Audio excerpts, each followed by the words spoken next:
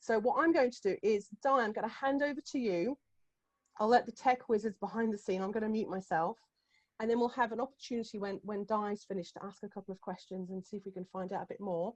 This is a great opportunity for everyone else to take a few notes about some of the tips that Di will be giving us as well. So without further ado, Di Fox, over to you.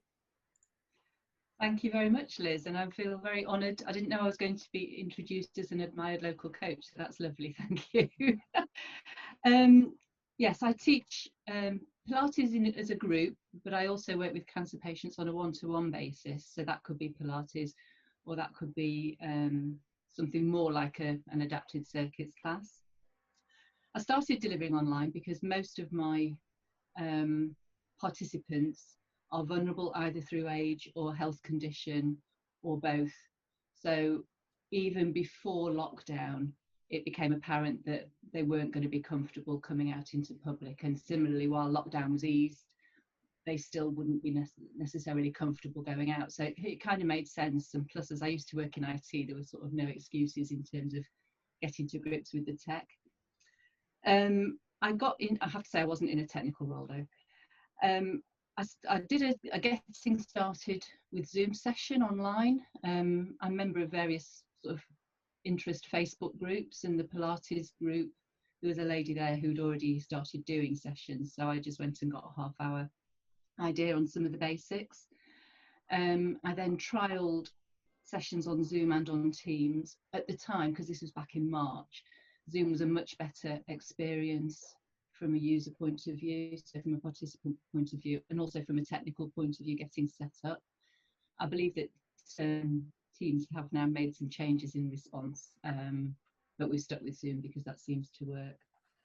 I drafted an email to send out with the session link, so that would kind of tell people what to expect, how much space they might need, what I needed to be able to see, so they could plan where to put their equipment, so that I'd got a good view of them and they'd got a good view of me. And initially I gave them a free first session because I didn't know if I was going to be absolutely terrible, so I didn't want them committing to something where I was going to be absolutely awful. I did have some concerns. Probably one of the first ones was privacy, around making sure that I was meeting my GDPR obligations. There was some concern around whether that was the case or not, so I did actually phone the Information Commission's office, and they said no, it's okay, because you just need to do the best that you can do. And since then also Zoom have made more changes which have made security better, such as the waiting room feature, which some of you may have experienced coming into the session.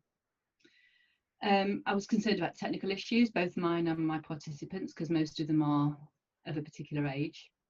So what I do really is tend to, where I can, I open the meeting early, and that makes sure that both I'm prepared and I'm set, and if I've got technical issues, I've got time to resolve them. But it also means that if the participant's struggling, or if they're worried and I'm there early, they can see that I'm there, they can see they've got the right time, so it just makes them a little less anxious. I also send both the link and the meeting ID password to the participant.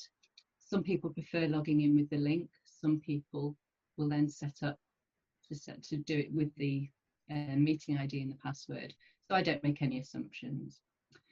And I've also found it's a lot easier to use recurring meetings. So sometimes that will be for an individual, or sometimes it will be just a generic one that people use, that everybody uses, but it's the same link. The reason I sometimes do some of the specific ones is I have a lot of people who log on very early, and we're talking 2 hours early. So it saves me having to see the thing where it says somebody's joined the waiting room, and then that's a distraction. So if I'm in separate meetings, it can't happen. The other thing I would say is to make sure that I've got their phone number. So if there is an issue, I can talk it through with them. What I tend to do is if they haven't joined the meeting within a few minutes, I will give them a call, because the assumption is actually they may be struggling. So if I give them a call and preempt it, generally we can sort it out. The sorts of technical issues that have cropped up, it's mostly where people's cameras not on, or where they're muted. But there are features in Zoom where you can send a request to ask somebody to put the camera on, or to ask them to unmute. So it saves them having to know how to do that on their own. They can just respond to the request. And also gallery view or speaker view. It's different on each person's machine as to whether those options are top right or top left, but it generally tends to be top right or top left, so you can kind of talk them through that as well. Rapport building, I was a bit worried about that. I think that's one thing I tend to be quite good at in my sessions, and it's something that I find quite important, and I'm not a typical phone user, so I was a bit worried about not being physically in the same room. But actually that's worked okay. If I'm doing a group session, I do have everybody on mute because otherwise it's just chaos. But if I'm doing a one-to-one session, I leave the mute off so that we can talk through the session. I can get feedback from them. They can ask questions. I also make sure that there's a little bit of time at the start and end of the session just to catch up, see how they're doing, what sort of a week they've had, how they're feeling. The sorts of things you might do anyway in a face-to-face session, but I'm just making sure I'm still doing it online. I was also worried about effectiveness. Again, I'm quite, Pilates is a hands-on class anyway, so I thought, well, that's not really going to work. But actually, I just think about it slightly differently. So I have found that my cueing is different and it's improved. And I would say that I reinforce the teaching points a lot more frequently than I used to. So from that point of view, it's probably made me a better coach. And it does work to the extent that I currently teach Pilates to a lady who is partially sighted. Do that over Zoom and it works absolutely fine. So I was a little bit concerned about that, but it works. So it's kind of not setting limitations on what is or isn't possible, but giving it a go. I think I also plan the sessions a bit better because I tend to, certainly the Pilates classes, I record them so that the participants can do them in the week on their own. So because there's visual evidence of what we've done previous weeks, I have to make sure that I'm changing it each week and not just doing the same. So I actually think from an effectiveness point of view, it's worked very well. I would probably say I talk more in the Pilates sessions than I would face-to-face. But that's so that the participants always know what's coming up. That's the cueing. A couple of things on background image. There are Zoom backgrounds. I don't use it because I don't think it works particularly well if it's a class where there's movement, because there's that just little bit of pixelation around the moving parts, and I find that quite off-putting as a participant. So I don't do it. I normally have a tripod so I can adjust the height depending on where I'm going. I also, one of my top finds was an app called Crisp, which is noise cancelling. So through lockdown, we've had the rendering knocked off the front of the house, we've had a wall knocked down in the house, and I've still been able to do my sessions and they haven't heard a thing. So that actually works really well. Lighting and microphone. I know some people have needed to invest in special equipment. I haven't. Music, I don't do music.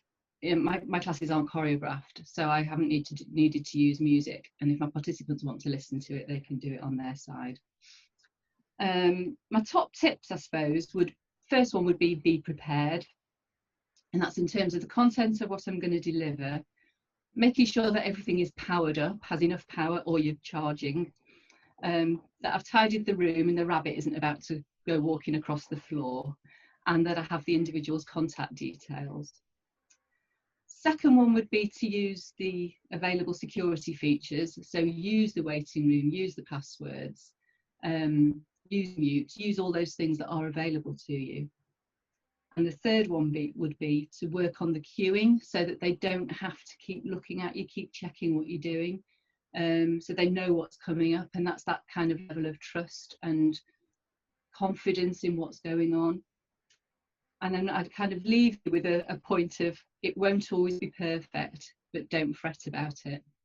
And that's coming from somebody who is actually a perfectionist, but you're there, you're doing it, you're making these people happy, so keep doing it. Thank you. That's a great list, Di, of all your different recommendations. I'm definitely in agreement with just give it a go, and it's not going to work 100% every time, in the same way that a face-to-face session doesn't always work every time. And I love that you're focusing on continuing to build the relationships. I've picked up on how you're reflecting that actually maybe you having to focus on your cueing is improving your coaching or your instructing, which is really interesting. And you are taking a very person-centered approach of considering what it's like for the person on the other side of the screen. So it might feel that you're doing lots of talking or cueing, but actually that means that the person can just follow along with what you're saying rather than always having to look at their screen, which for a lot of people won't be a laptop, it will be a phone, it will be a smaller device. My favorite tip from you actually, which I've not heard anyone else have, is around the camera and the muting of sending a request. So they just have to follow the instruction rather than having to navigate all of the different controls. That's super.